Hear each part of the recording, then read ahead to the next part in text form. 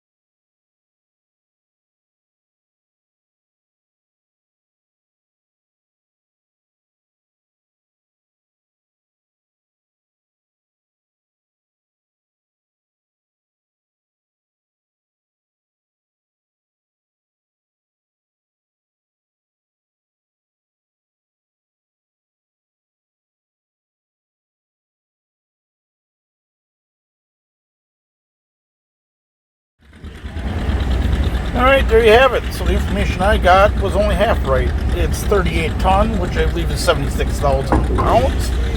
And it was recreated except for the boiler. So, yeah, I thought it was pretty interesting. So I hope you enjoyed my little added clip to this.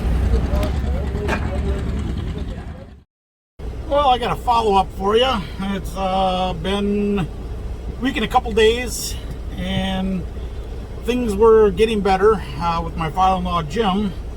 He went back for his checkup to the regular doctor. His regular doctor gave him x-rays and told him he did not have broken ribs.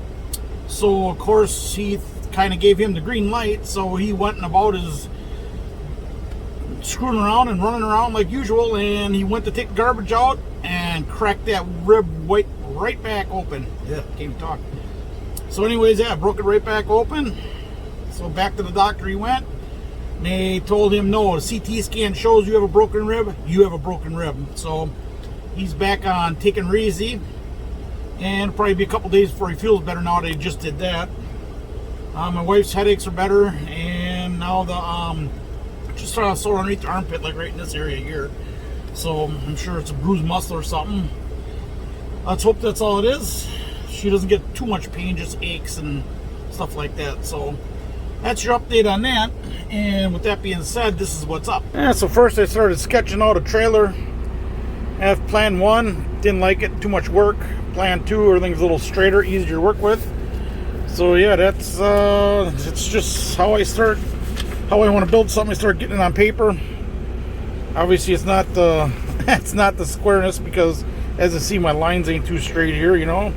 But anyways, it is what it is. It's just because of freehanding it, and I don't have any trace paper underneath me. So anyways, yeah, so just trying to get everything lined up and lined out, written out, welded in my head how I'm going to build it, etc., etc.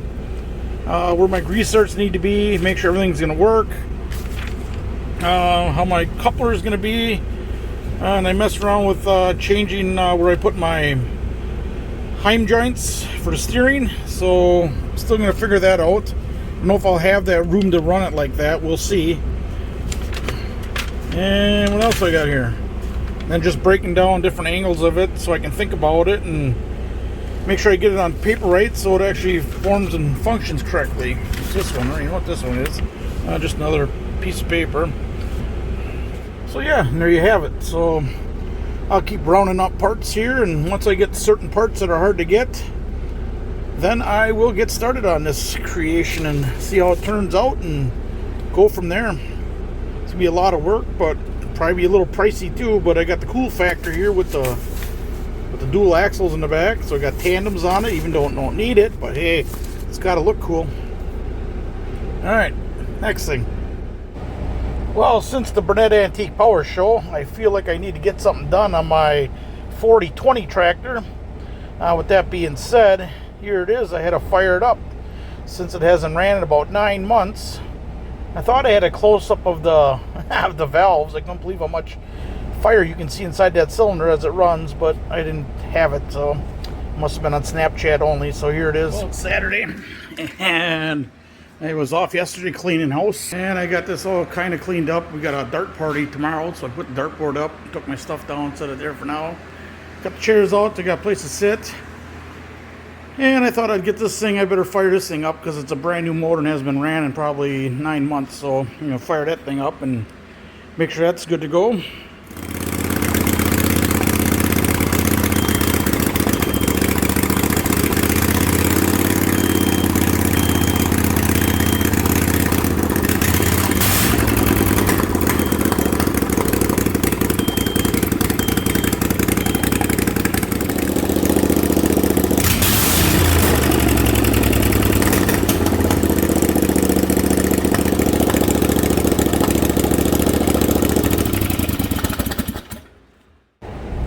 Alright, now I'm going to get these cars switched around so I can work on my fuel send unit and get that taken care of. Oh boy. Well, I went by Charlie on a Friday night, and let me tell you. Well, I'm going to wrap this little video up. I know it ain't long, but yeah, it is what it is. And I ain't got much for an outro. I don't know all these terms for YouTube channel. How about I just say see you next week, and hopefully I get on my gas tank this week, Friday, and get that done. That'd be nice, because it's got to go in for repairs on the paint. He's going to do some clear coat work and try to touch up some of the little nicks I put in it over the, well, I shouldn't say me, but other people put in it, doing the work that they needed to do. So yeah, so I'll leave you with this little clip here from when I went to Charlie's on Friday. Stay tuned for next week. We'll see what we get done. One time, Dodge started. Oh, look at that chitty bitty mother checker. Little son of a bitch. What are you doing this? One time. Get in there to get into the hot tub.